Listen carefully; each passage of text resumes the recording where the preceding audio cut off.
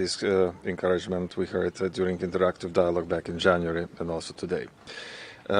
At the same time, Lithuania feels equally committed to thoughtful recommendations received during this UPR cycle, which our government already has carefully reviewed and supporting the vast majority of them.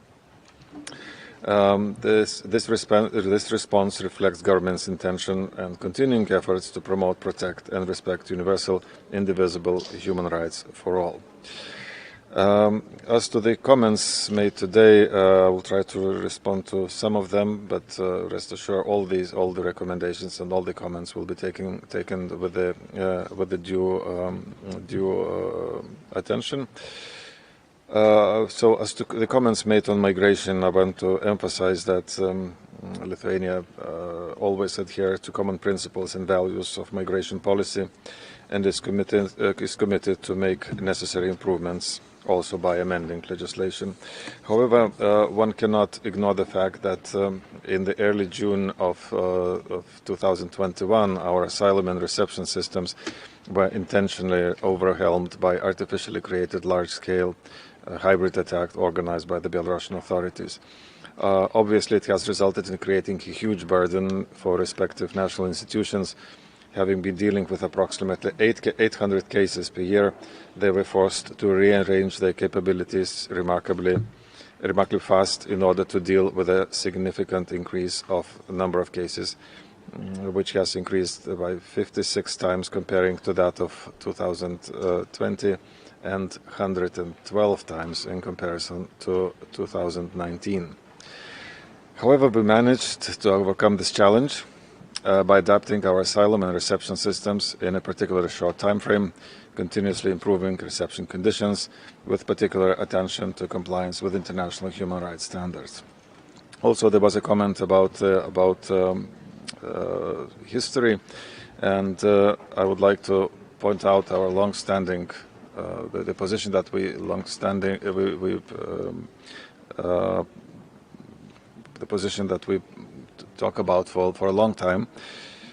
And the end of the Second World War has not brought peace to Lithuania.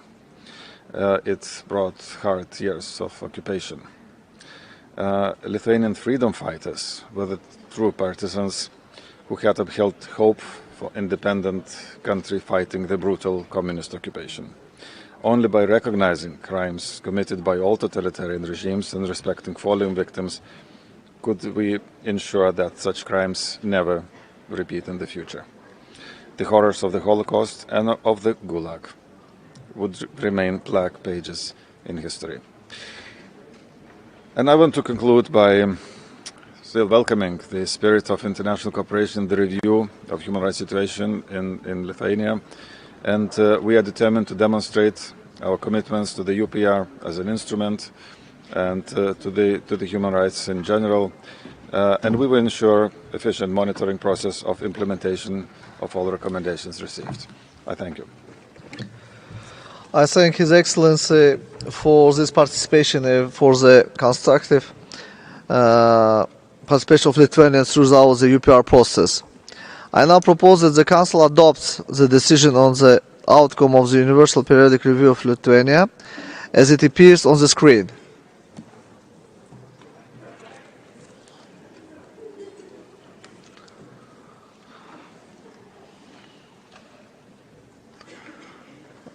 I see no objection. The decision is adopted. Excellencies, ladies and gentlemen, this brings us to the end of this meeting. We will now take a short technical break before reconvene to commence with the urgent debate on human rights of women and girls in Afghanistan. I hereby declare closed the 30th meeting of the 50th session of the Human Rights Council.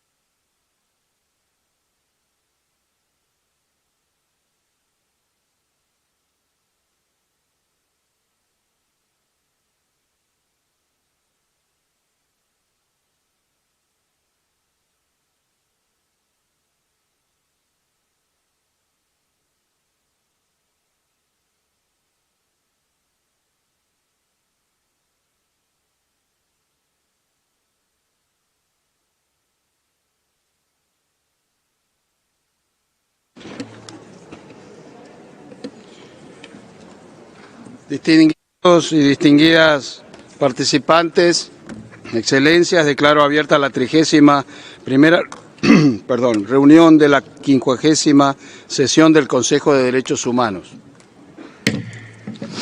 Antes de comenzar, deseo referirme a la carta que les envié el 9 de junio, en la que les informaba que el Servicio de Información de las Naciones Unidas en Ginebra debe cubrir de manera urgente un déficit presupuestario para proporcionar resúmenes de las reuniones de este periodo de sesiones. Me imagino que muchos de ustedes habrán notado que lamentablemente no se ha proporcionado ninguna cobertura de las reuniones desde el comienzo de este periodo de sesiones hasta ahora. Gracias a la generosa donación del Gobierno de Australia, me complace informarles que la cobertura de las reuniones del Consejo de Derechos Humanos por parte del Servicio de Información de las Naciones Unidas se reanuda hoy con este debate urgente sobre Afganistán. La cobertura de las reuniones también se realizará durante toda la semana que viene del Consejo. También me complace informarles que los gobiernos de Italia y de los Países Bajos han expresado promesas de donación para apoyar al Servicio de Información de las Naciones Unidas a fin de permitir la elaboración de los resúmenes de las reuniones para el próximo periodo de sesiones del Consejo en septiembre. Me uno al Servicio de Información de las Naciones Unidas para agradecer calurosamente a los gobiernos de Australia, Italia y los Países Bajos su generoso apoyo. Pasamos al debate urgente sobre la situación de los derechos humanos de las mujeres y las niñas en Afganistán. Distinguidos colegas, como recordarán, el 23 de junio de 2022 recibí una carta de la excelentísima señora Lotte Nunze, embajadora y observadora permanente de la Unión Europea, y del excelentísimo señor Jérôme Bonafont, embajador y representante permanente de Francia, que contenía la solicitud formal de celebrar un debate urgente sobre la situación de los derechos humanos de las mujeres y las niñas en Afganistán. Tal como lo decidió el Consejo el martes 28 de junio, vamos a realizar este debate urgente ahora. Les recuerdo que la lista de oradores se abrió el miércoles 29 de junio a las 14 horas y se cerró el día de ayer a las 12 horas. Permítanme recordar una vez más que este debate urgente seguirá las mismas modalidades que un debate general del Consejo de Derechos Humanos, y el tiempo de intervención será de 2 minutos y 30 segundos para los miembros del Consejo y de 1 minuto y 30 segundos para los observadores. Hago un llamamiento a todos y todas para que respeten este límite de tiempo. Antes de ceder la palabra a la alta comisionada, permítanme compartir como presidente una breve reflexión sobre el rol de este Consejo en el actual momento histórico. La discriminación contra las mujeres es una de las más antiguas violaciones de los derechos humanos y la más masiva, porque abarca la mitad de la humanidad. Este Consejo está hoy cumpliendo su obligación de desarrollo progresivo del derecho internacional de los derechos humanos, que protege a todas las personas más allá de su nacionalidad, cultura o religión. Pero lo estamos haciendo en un momento crítico, donde se observan graves regresiones en las conquistas logradas por la lucha de millones de mujeres en Afganistán y también en otras partes del mundo. Y parece que esas conquistas no están aseguradas. Las fuerzas que oprimieron a las mujeres durante siglos siguen tan vigentes como siempre. El Consejo de Derechos Humanos no puede permanecer inmóvil. Tenemos que garantizar colectivamente el cumplimiento de nuestras obligaciones internacionales de derechos humanos para que las hijas nunca, en ningún lugar del mundo, tengan menos derechos que sus madres. Ahora sí, cedo la palabra a la señora Michelle Bachelet, alta comisionada para los derechos humanos, para que haga su declaración. Distinguished President, Excellencies, Afghan women and girls. I wish to first express my sympathy and solidarity to all those affected by the earthquake in Afghanistan. This calamity aggravates the already desperate situation facing the Afghan population, especially women and girls. Hunger and food insecurity affecting over 90% of women-headed households, growing domestic violence and harassment, attacks on women, human rights defenders, journalists, judges, lawyers, and prosecutors, massive unemployment of women amidst an economy on the brink of total collapse, restrictions of movement, dress, and its impact on access to basic services, and growing anxiety and depression, women-owned and operated business shut down, persistent impunity, secondary schooling for 1.2 million girls discontinued. These are only some of the daily experiences of women and girls in Afghanistan.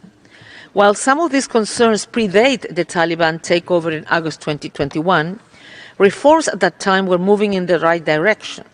There were improvements and hope.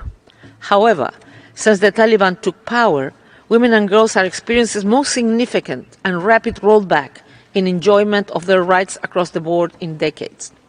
Their future will be even darker unless something changes quickly. The responsibility is on all of us.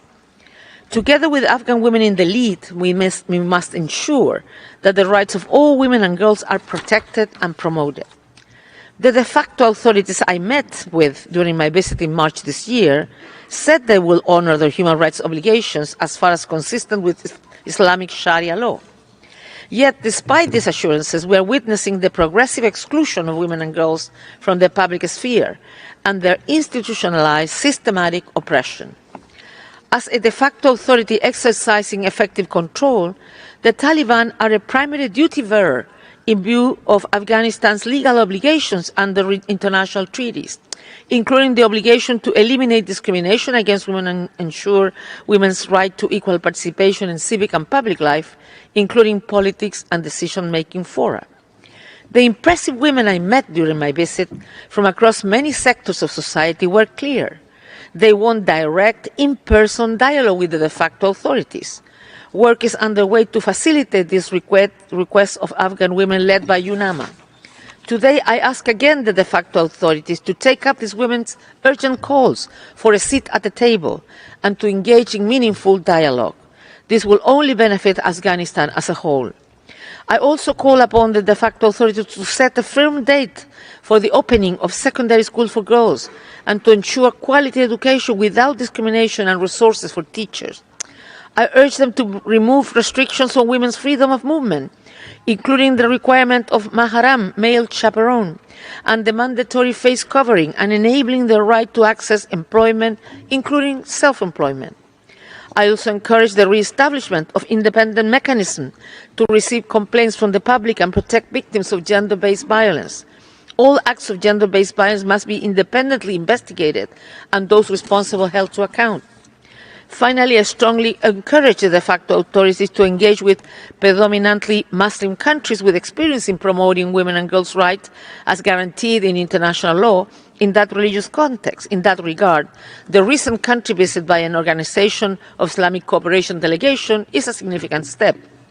As for the international community, more concerted efforts are needed to insist that the de facto authorities urgently restore, protect, and promote the rights of Afghan women and girls. There are some opportunities for that. Governors in some regions of the country are applying policies in ways that provide options for women and girls. We should build on those openings to expand women's participation, education, and economic opportunities. The international community could also support ongoing initiatives of Afghan women leaders and thinkers, as well as civil society groups, to design, under Afghan women's leadership, a strategy to promote the rights of women and girls with clear benchmarks and expectations. Beyond being right, it is also a matter of practical necessity. Amid the economic crisis, women's contribution to economic activity is indispensable, which itself requires access to education and freedom of movement and from violence. I urge those member states who have imposed sanctions to facilitate the much-needed support to people in need. Furthermore, human rights, including women's rights and concerns, must be at the center of all humanitarian assessment and programming. Women should have safe and equal access to humanitarian aid, including unhindered access for female aid workers. Excellencies, principled and sustained advocacy for women and girls' rights should be part of any engagement with the Taliban. This has been and will continue to be a priority of the work of my office and the UNAMA Human Rights Service in Afghanistan. We are at a crucial moment in time, with the fate of the country's women and girls hanging in the balance. They deserve no less than our determined and immediate action, and they must hear this Council's voice. Thank you. Muchas gracias, señora alta comisionada. Tiene la palabra el señor Richard Bennett, relator especial sobre la situación de los derechos humanos en Afganistán, que hará una declaración también en nombre del Comité de Coordinación de los Procedimientos Especiales de este Consejo, por Zoom. Señor Bennett, you have the floor. Mr. President, Excellencies, Afghan women and girls, I have the honor to address you for the first time as the Special Rapporteur on the situation of human rights in Afghanistan. And in light of the subject matter today, the Coordinating Committee of Special Procedures has asked me to deliver our joint statement. First, I expressed profound sympathy for the communities affected by last week's earthquake. I also note the need for intensified humanitarian aid and support, ensuring aid is delivered in a way that reaches Afghan women and girls and other marginalized groups. Excellencies, since August 2021, my colleagues have consistently and increasingly raised concerns about the situation of women and girls in Afghanistan. Since I took up my mandate and visited Afghanistan, information received confirms a rapidly deteriorating state of affairs. Information from areas where the Taliban had been in control in the period leading up to the overthrow of the Islamic Republic indicated that degradation of women's rights were central to their ideology. These violations include forced early and child marriage, restrictions on women's attire and movement, exclusion from education and public life, and barriers to employment. These rights violations also align with those reported by the special procedures under Taliban rule in the 1990s. Therefore, it should come as no surprise that despite public assurances from the Taliban that they would respect women's and girls' rights, they are reinstituting step by step the discrimination against women and girls characteristic of their previous term and which is unparalleled globally in its misogyny and oppression. Excellencies, from the 15th to 26th May, I visited Afghanistan to assess the human rights situation. I visited the north and south, as well as the capital, and met with a broad range of stakeholders, including several courageous women's groups. I also met with several acting ministers and provincial governors. They told me that they will respect the international human rights treaties ratified by Afghanistan, but only to the extent that they are not in conflict with Sharia law. I repeatedly raised concerns about abuses of women's rights, including the ongoing suspension of girls from secondary education. The authorities informed me that a committee led by the acting justice was examining the matter, but they gave no indication of when schools would reopen or under what conditions. The resumption of girls' secondary education is far from the only concern.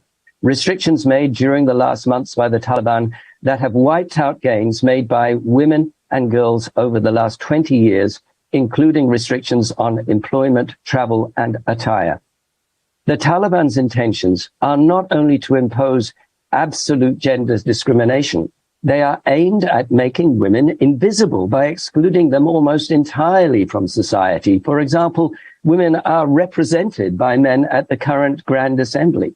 These measures contravene Afghanistan's obligations under numerous human rights treaties to which it is a state party. They massively diminish women's lives, deliberately attack women and girls' autonomy, freedom, and dignity, and create a culture of impunity for domestic violence, child marriage, and sale and trafficking of girls, to name but a few of the consequences. As a young Afghan woman told me, quote, "The international community cannot leave us at the darkest moment in our history. If you do, soon Afghan women will disappear fully from society, and our dreams will be broken. We are 50% of the population. and we want to speak to the Taliban directly, unquote. Therefore, with my colleagues from the Coordination Committee, I call on the Taliban to create a meaningful dialogue with Afghan women, listen and respond directly to their demands, and ensure that women freely participate in civil, political, and economic life. Respect all women and girls' right to education at all levels. Open secondary schools for all children now. Ensure that women can play an active part in the workforce. Remove the restrictions on movement that impedes women's daily life and ensure access to healthcare. Respect the right to peaceful protest by women and girls and refrain from all forms of violence, and abide by all international human rights obligations, including engaging with human rights mechanisms. I also call upon the international community to ensure a concerted effort demanding women's participation at all levels of decision-making processes, including in the delivery of humanitarian aid, increase their support for Afghan women and girls, and take the strongest possible measures to ensure that their rights are protected, including by intensifying pressure on the de facto authorities to restore and respect them. Provide Afghan female-led civil society organizations inside and outside the country with all necessary support, and ensure the maximum available resources to realize the human rights of women and girls. Violations of women's and girls' rights are being documented by my mandate and others, with a view to providing redress and gender justice for victims. I call for meaningful support for this from the Council. Excellencies, the human rights situation for women and girls is devastating. In August 2021, my colleagues urged the Council to act. This call remains equally valid now. My colleagues and I will continue to monitor all human rights with a focus on women and girls, and I will further address this matter in my report in September. Mr. President, I thank you. Thank you, Mr. Bennett. Ahora le vamos a dar la palabra a la señora Fauzia Kufi, la primera mujer vicepresidenta del Parlamento afgano, ex miembro del equipo de negociación de la paz con los talibanes y activista de los derechos humanos. Le damos la bienvenida y muchas gracias. Tiene la palabra.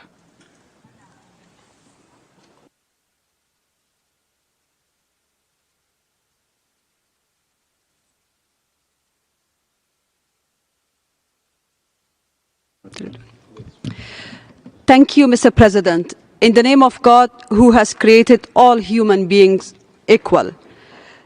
High Commissioner, Madam High Commissioner, ladies and gentlemen, allow me to thank you on behalf of the women of Afghanistan and the people of Afghanistan for including the urgent debate. It obviously is a light at the end of this dark, long tunnel that women of Afghanistan are living at a time when I know that the attention is diverted to another awful war. Ladies and gentlemen, Afghanistan is suffering from multidimensional problems, from humanitarian crisis to human rights crisis to political crisis. The situation of women and girls in Afghanistan are very unique and dire. It is not normal. Definitely, it is not normal anywhere in the world, and especially in the rest of Muslim countries. If you look at the figures, from 28% women who were in parliament representing the diversity and beauty of their country to 0% participation.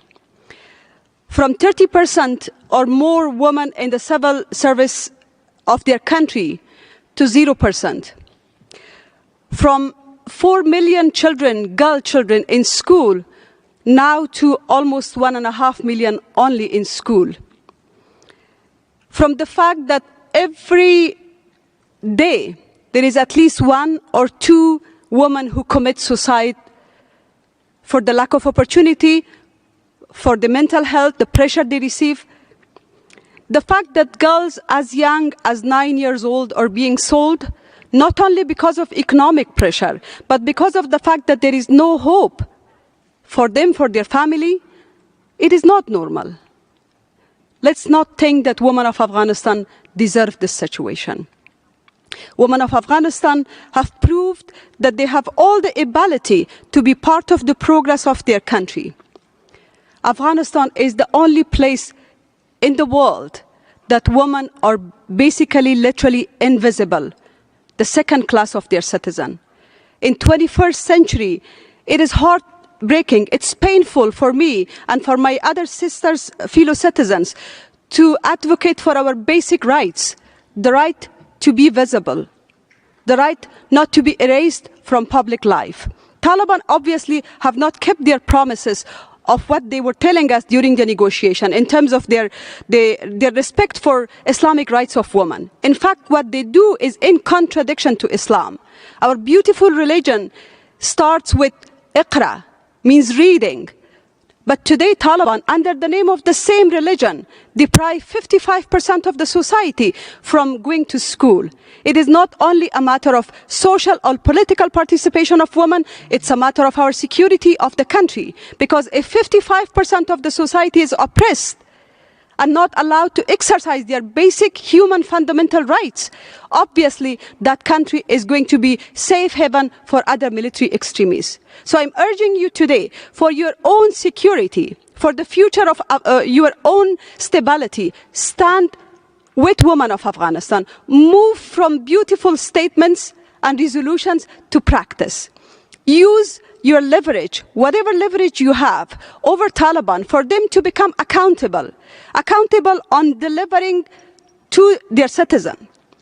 I ask the Muslim countries, my brothers and sisters, do not let Taliban to misrepresent our beautiful religion.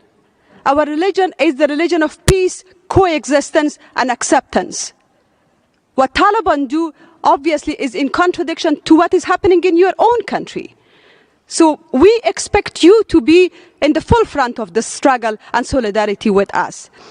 I would like to suggest the following to the Excellencies, Member State, ladies and gentlemen.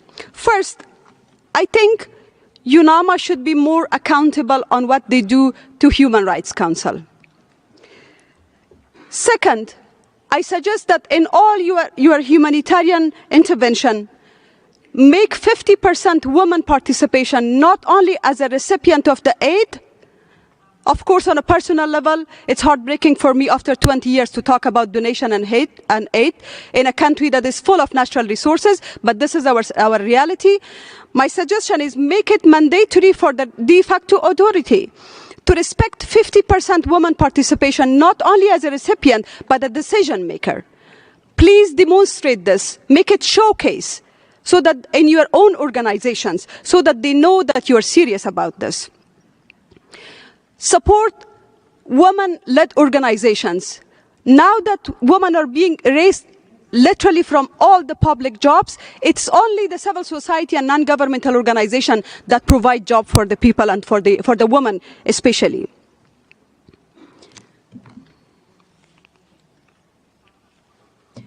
And the last, again, I would like to emphasize that we need more Muslim countries to stand and to demonstrate that Islam is about everybody, and that what Taliban do is not the representative of Islam.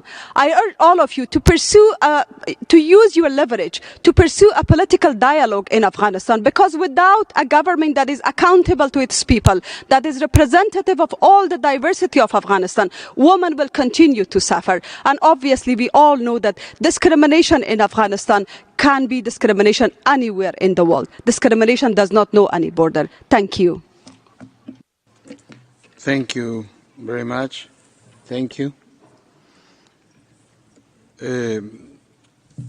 Ahora escucharemos al país concernido, Afganistán, por supuesto, y le doy la palabra al distinguido representante de Afganistán.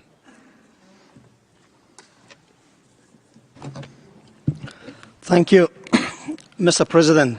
I thank you for your message of a strong empathy and support. And also I thank Madam High Commissioner, Special Rapporteur, and also Madam Fawzia Kufi for their strong statements and messages.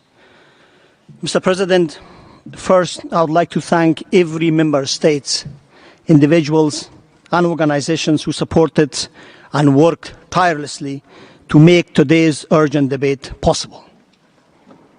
This debate is about Afghanistan's women's rights activists and defenders, about each schoolgirl, about each female teacher, judges, and journalists, and women in general, who bravely asking for their rights to be respected. Speaking to you today, we speak for them. Reports coming out of Afghanistan clearly indicate the situation of human rights, particularly those of women and girls, today is the worst anywhere else on the planet Earth. Standing in solidarity with the women and girls who do not have the opportunity to raise their voice or to hope for a better future is the job of this Council, and it's a measure of its credibility. When we were struggling to make this debate possible, I was wondering, what if not now? When will be the time to stand for the very basic human rights and the women's rights in Afghanistan? And I'm very glad that we managed to have this debate and to have a platform for a great number of Afghan women in this Council and also online to raise their voice. Mr. President, today the contrast cannot be more daunting. The very moment that we speak here at this August Council in Kabul, the Taliban have gathered 3,000 of their members, all men and all Talib, and have assigned another 12,000 armed men to guard this gathering. No independent media, no voice of dissent, and no woman. Tomorrow, I'm certain that this gathering will issue an edict and will ask for international recognition, for more humanitarian and economic assistance, and for release of the central bank funds. Taliban are under a view, or hopefully an illusion, that the international community has forgotten the people of Afghanistan and their own principles. And as they openly and insidiously disregard every obligation, commitment, and promises to uphold the human rights and women's rights in Afghanistan. Mr. President, for majority of the people of Afghanistan, the situation is not normal. Afghanistan is a country of rich culture and diversity. It was and remains a meeting point, a microcosm of all regional civilizations. The current temporary situation is an affront to our values, our customs, and the teaching of the holy religion of Islam, that 1.5 billion women and men, minus few thousand Taliban and their foreign sympathizers, believe and uphold. It's not normal to practice this in the majority of Muslim states from Morocco to Indonesia. It's certainly not normal under the international human rights law. So the marginal attempts to normalize is both impertinent and futile. Mr. President, women and girls have shown us the meaning of courage. They refuse to allow fear to indicate their action. They have displayed the meaning of strength. They have kept going in the face of oppression. They have demonstrated the meaning of hope. They remain and maintain the conviction for a better day that will come, definitely, inshallah. Now, these women and girls have felt that their voice have gone until now unheard, not only in their country but beyond, and that their call for action were met with mere condemnation. Mr. President, the situation of women and girls in Afghanistan demand nothing less than a robust monitoring mechanism to collect, consolidate, and analyze evidence of violation, to document and verify information, to identify those responsible, and to promote accountability and remedies for victims, and to make recommendations for effective prevention for future violations. Mr. President, we are looking forward to hearing from women rights defenders who have shared their vision, who will share their vision with this Council, and from the states, international organizations, and civil society who have come together to generate an effective response to what can only be called a human rights crisis for girls and for general in Afghanistan. As long as girls and women are valued less, not schooled, subjected to violence and discrimination, and erased from public life, the potential to create a peaceful, prosperous, inclusive Afghanistan where human rights are promoted and protected will not be realized. And I thank you, Mr. President. Thank you, Ambassador. Pasamos a la lista de oradores. Comenzaremos con la lista de miembros del Consejo. Y tiene la palabra en primer lugar Su Excelencia el señor Tordis Kolbrum Reykfjord Gylfadóttir, Minister for Foreign Affairs of Iceland, on behalf of a group of countries. By video.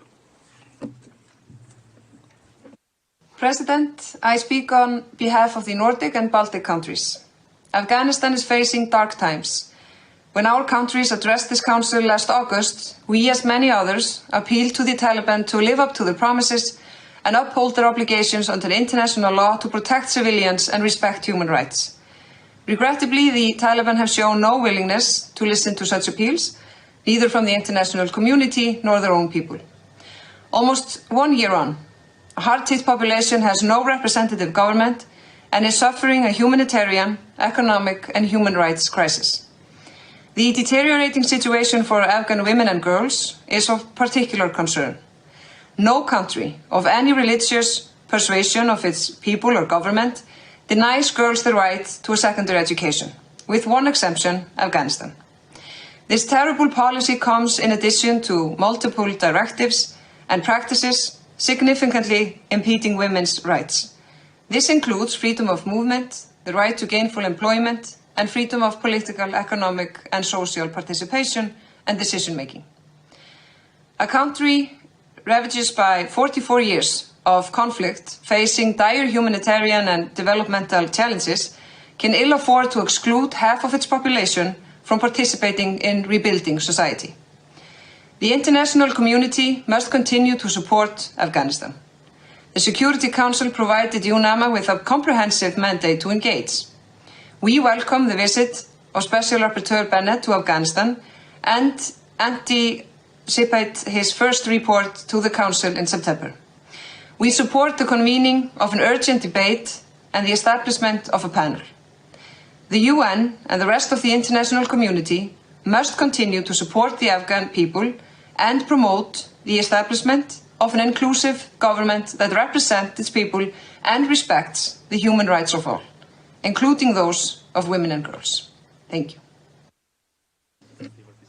Thank you. Tiene la palabra la República Checa en nombre de la Unión Europea.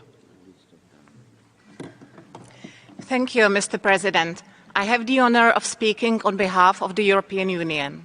The candidate countries North Macedonia, Montenegro, Serbia and Albania, Republic of Moldova, the country of the Stabilization and Association process, potential candidate Bosnia and Herzegovina, the EFTA countries Iceland and Liechtenstein, members of the European Economic Area, and Georgia, aligned themselves with this declaration.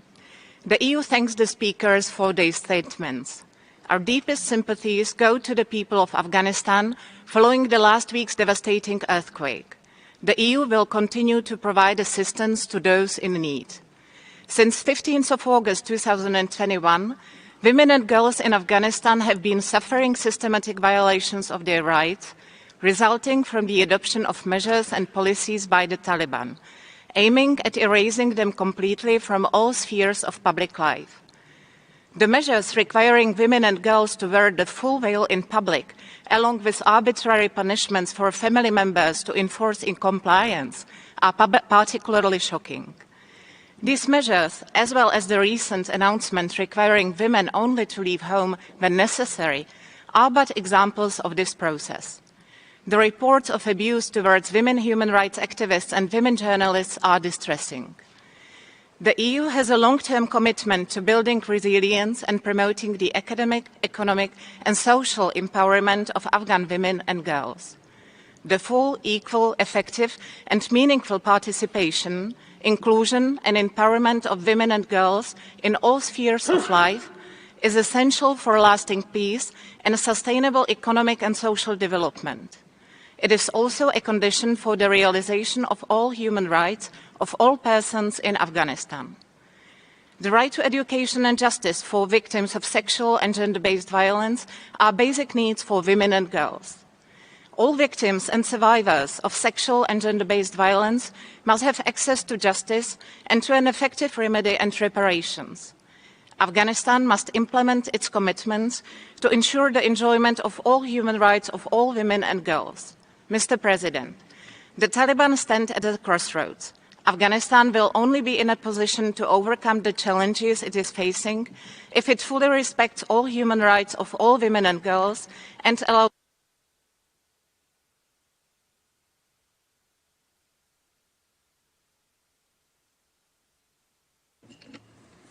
Gracias. Tiene la palabra Kazajstán en nombre de un grupo de países.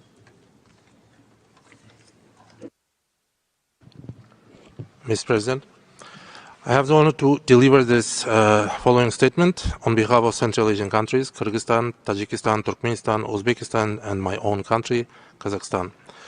We prioritize consolidating the efforts of Central Asian countries in the field of security. In this context, we reiterate the ambition to see Afghanistan develop into a stable, secure, independent, and a prosperous country in which all Afghan women and men can enjoy the full rights and the freedoms afforded by them by the international commitments to which Afghanistan is a signatory. We are deeply concerned that the Afghan people are facing a devastating humanitarian and economic crisis that severely impacts their enjoyment of the full range of human rights. The seriousness of the humanitarian and economic crisis requires a strong and concerted response from the international community by addressing in a coordinated manner all dimensions of the situation and a full access for humanitarian assistance to all Afghans in need, in line with the humanitarian principles of humanity, neutrality, impartiality and independence, and full respect of international humanitarian law. Our countries advocate for restoring trade, economic, transport, logistics and energy ties with Afghanistan to solve acute humanitarian problems the country facing. We would like to stress a continuous need to ensure good governance and service delivery, promote and respect rule of law, universal human rights and the fundamental freedoms of all Afghans, in particular of women and girls, as well as children and persons belonging to ethnic groups and minorities, and the establishment of an inclusive and representative government through a credible and legitimate political process in which meaningful participation by all ethnic and political stakeholders, including women and minorities, is respected. We share the UN position that the grave humanitarian situation in Afghanistan should be the focus of the international community's attention and the call for assistance to this country. Despite our political views, we should not leave the Afghan people alone with unprecedented difficulties. I thank you. Thank you, Ambassador. Tiene la palabra el embajador de Pakistán en nombre de la Organización de Cooperación Islámica. Mr. President, first we convey our deepest condolences over the loss of precious lives and extensive damage caused by the recent earthquake and floods in Afghanistan. The OIC countries, as well as the OIC Islamic Solidarity Fund, are providing all possible assistance and urge the international community to do so as well. The OIC shares concerns about the state of women and girls' rights in Afghanistan. We note with disappointment the decision by the de facto authorities to suspend education in girls' high schools. The OIC has consistently affirmed the fundamental rights of all Afghans, including their right to education. They must be fully upheld. We urge the de facto authorities to reconsider this decision and allow Afghans of all ages to continue their education. Meaningful participation of Afghan women and girls in all spheres of public life remains important. The OIC is mindful of Afghanistan's peculiar social, cultural and religious context. We therefore recognize the central role that Islamic scholars can play in continuing dialogue and exchange of best practices on women and girls' rights. We also encourage the international community to support such engagement efforts. Mr. President, no country has consistently faced the level of violence and instability for so long as Afghanistan. In protecting human rights, we should therefore be more engaging, realistic, and not selective in our approaches. The cumulative effects of conflict, violence, and natural disasters have further exacerbated the dire humanitarian, social, economic, and human rights conditions of Afghan people, including women and girls. The OIC therefore re-emphasizes the importance of sustained international engagement with Afghanistan. Provision of necessary recovery, reconstruction, financial, development, educational, technical, and material assistance to Afghanistan remain essential policy catalysts for advancing and safeguarding basic rights, needs, and dignity of the Afghan people. Similarly, pursuit of pragmatic solutions to unfreeze Afghanistan's financial assets is critical to preventing an economic meltdown and further deterioration of the humanitarian and human rights situation. The OIC reaffirms its full support to our Afghan brothers and sisters in their quest for durable peace, stability, and prosperity for everyone in the country. I thank you. Thank you, Ambassador. Informo que la lista está cerrada de oradores. Tiene la palabra Qatar.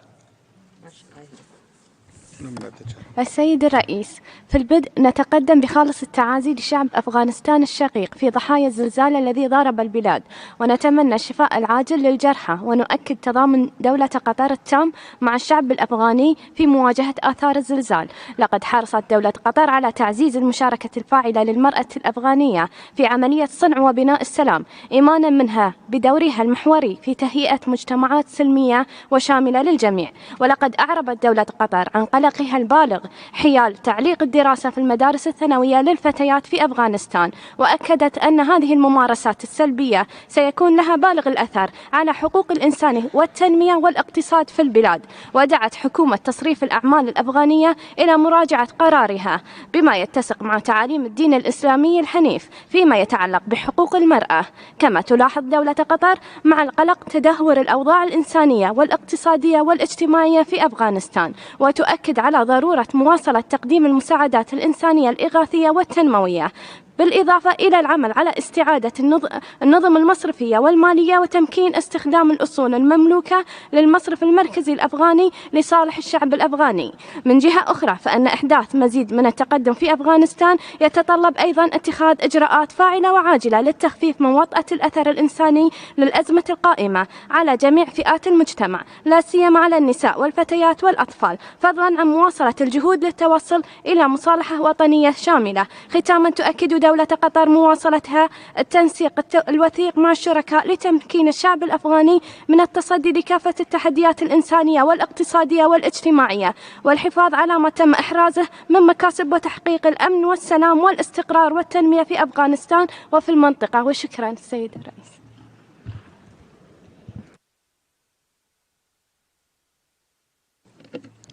شكرا. Je donne la parole à Luxembourg.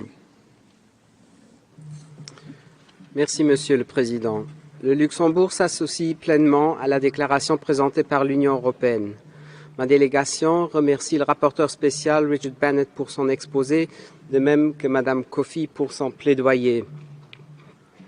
Nous exprimons également nos condoléances au peuple d'Afghanistan pour les nombreuses victimes du récent tremblement de terre.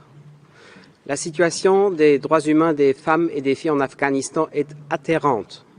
Les autorités de fait n'ont pas tenu leurs nombreuses promesses de respect des droits des femmes et des filles.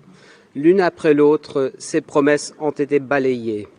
Pourtant, les femmes et les filles en Afghanistan doivent pouvoir profiter, sans aucune exception, de l'entièreté des dispositions du droit international des droits humains qui touchent aux droits civils, politiques, économiques, sociaux et culturels. De nouvelles mesures imposées par les autorités de fait, comme l'interdiction de sortie, sont tout à fait illégales et illégitimes.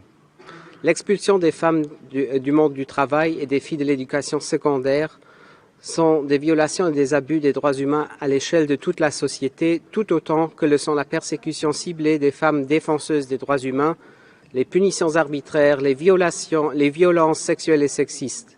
La nature systématique de ces attaques les élève à l'échelle de crimes contre l'humanité. Nous dénonçons ce retour forcé à un âge d'obscurité patriarcale qui menace les rêves des générations de femmes et de filles. Nous devons les écouter tout particulièrement en ce moment critique et nous tenir à leur côté. Le Luxembourg appuie la présentation d'une résolution du Conseil des droits de l'homme à ce sujet, ainsi que la demande de mettre à disposition aux titulaires des procédures spéciales compétents tous les moyens nécessaires pour assurer un suivi rapproché de la situation des femmes et des filles en Afghanistan, ainsi que d'en rendre compte à ce Conseil. Tout en condamnant fermement leurs exactions, ma délégation appelle les autorités de fait, de même que tous les pays de l'ONU qui entretiennent des relations privilégiées avec les talibans, à respecter sans exception le droit international des droits humains des femmes et des filles. Les autorités de fait doivent s'acquitter de toutes leurs responsabilités vis-à-vis des femmes et des filles, y inclus en matière de réalisation de leurs droits et de leur santé sexuelle et reproductive. Je vous remercie. Merci. Tiene la palabra Alemania. Mr. President, Germany aligns itself with the EU statement. With this urgent debate, the Human Rights Council sends a clear signal in support of women and girls in and from Afghanistan. We see you, we hear your strong voices, and we stand by your side. Germany strongly condemns the devastating regression in women's and girls' rights in Afghanistan since last August. The Taliban systematically oppress women and girls. They take away their independence and make them disappear from the public space, exposing them to vulnerability and violence. They systematically negate and deprive women and girls of their human rights. By doing so, they deprive Afghanistan of its future as well. All human rights of all women and girls in Afghanistan must be respected, protected, and fulfilled. We highlight that girls have a right to education. Schools must open for girls of all ages as a matter of urgency. Violence in all forms against women and girls must stop. Germany is deeply concerned about the worsening of the humanitarian crisis and will continue to provide humanitarian assistance for the people in Afghanistan. We also continue to support civil society in Afghanistan, especially for basic health services and for victims of sexual violence, as well as educational projects, aiming at supporting women and girls in particular. We remain firmly committed to supporting women, human rights defenders, and safe spaces for women and girls. Germany welcomes the work of UNAMA and the Special Rapporteur with a view to the rights of all women and girls. A peaceful and prosperous future of Afghanistan is only possible with women and girls being part of it and being part of shaping it. That is why Afghan women should speak for themselves, not only here in the Council, but in all discussions and processes in and on Afghanistan. Thank you.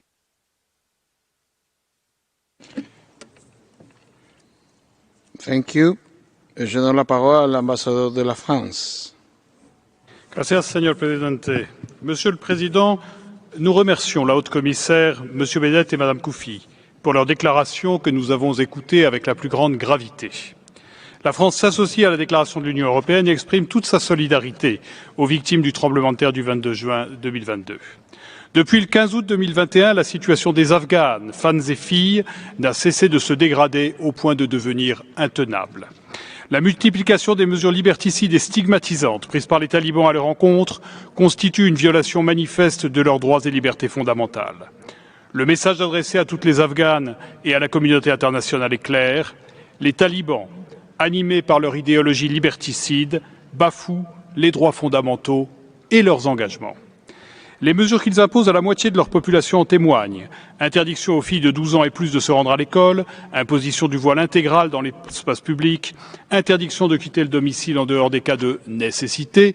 Ces décisions in fine n'ont qu'un but, rendre les femmes invisibles et muettes. En organisant aujourd'hui ce débat urgent, le Conseil des droits de l'homme assume toute sa responsabilité et envoie un message d'unité et de fermeté aux talibans. Aucune solution politique ne pourra émerger sans le respect des droits des Afghanes. Nous appelons les talibans à garantir ces droits sans condition.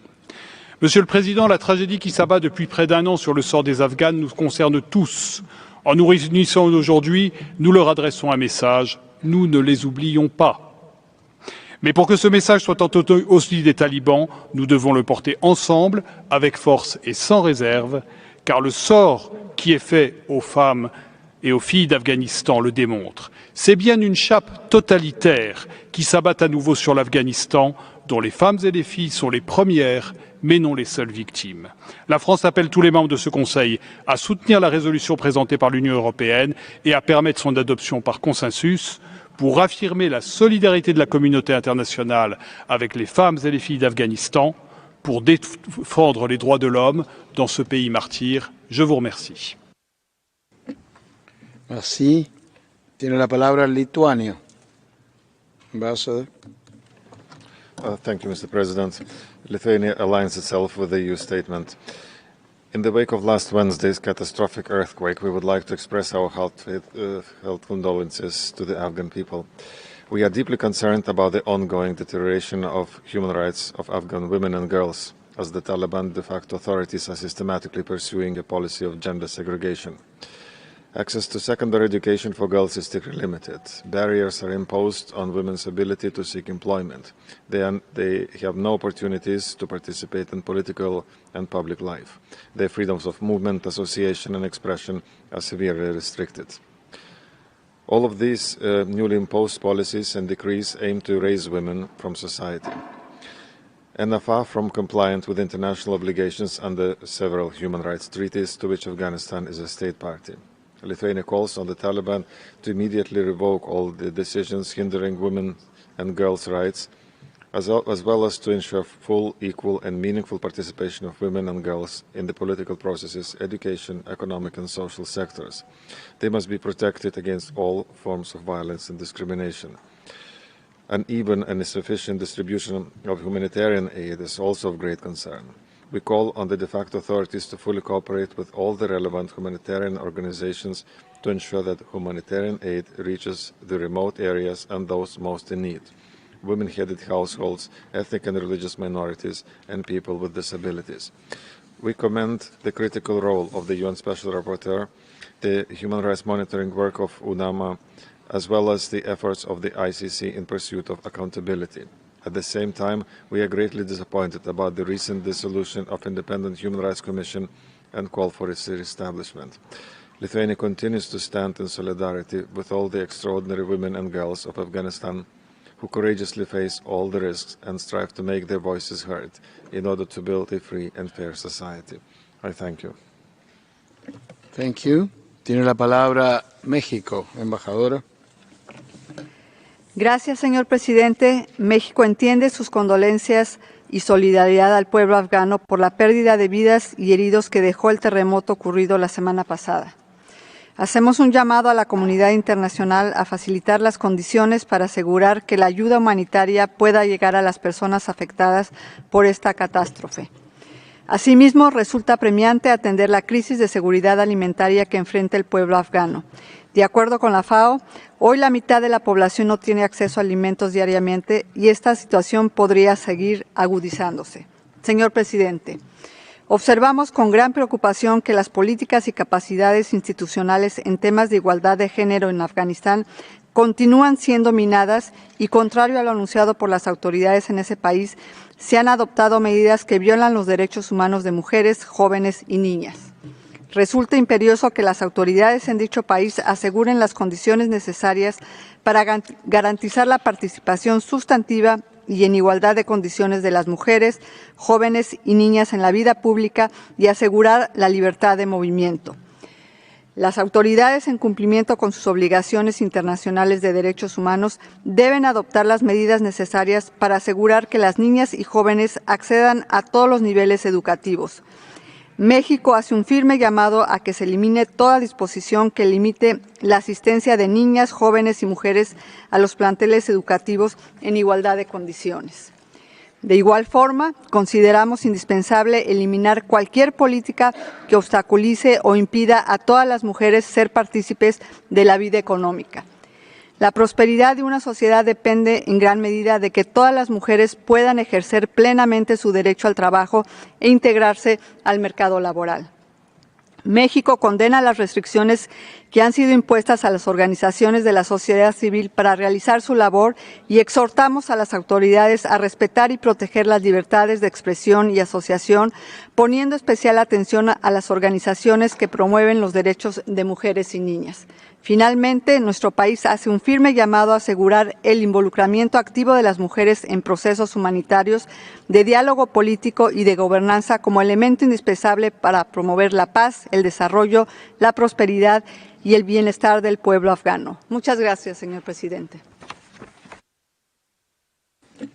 Muchas gracias, embajadora. Tiene la palabra la República Checa.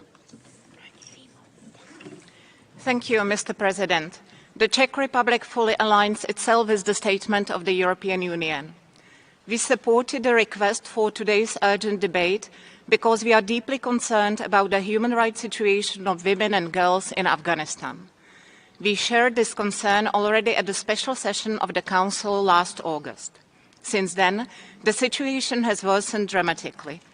Women and girls in Afghanistan continue to suffer from violence, including sexual and gender-based violence. Discriminatory restrictive measures are progressively being implemented, including new strict rules of women's public appearance introduced only several weeks ago. This is all part of a Taliban policy to exclude women and girls from public and political life, hinder their access to employment, education, health services, or severely restrict their freedom of movement. It is deeply concerning. This systematic oppression of Afghan women must end. Afghanistan must fulfill its international obligations. The protection and advancement of the rights of women and girls, including their right to participation in public, economic, and political life, must be central to all laws, policies, and political processes. The future peace and development of Afghanistan is dependent on it. I thank you. Thank you. Tiene la palabra Indonesia. Thank you, Mr. President. At the outset, allow me to express our condolences to the people of Afghanistan for the recent earthquake. Indonesia welcomes these urgent debates as a collective response of the Council to address the declining situation faced by women and girls in Afghanistan. We emphasize that women everywhere, including Afghanistan, with their tremendous potential, deserve to have equal rights and to be treated equally, including in the context of the right to education and freedom of movement. Further, the full, equal, effective, and meaningful participation of women in Afghanistan is crucial to overcoming the crisis and building a peaceful, stable, and prosperous Afghanistan. Mr. President, Indonesia wishes to see a peaceful, stable, and prosperous Afghanistan. As the world's largest Muslim-populated country, Indonesia stands ready to contribute to this cause. We wish to highlight the following. First, the international community, including the Human Rights Council, must focus on constructive effort to empower women and girls in Afghanistan. For its part, Indonesia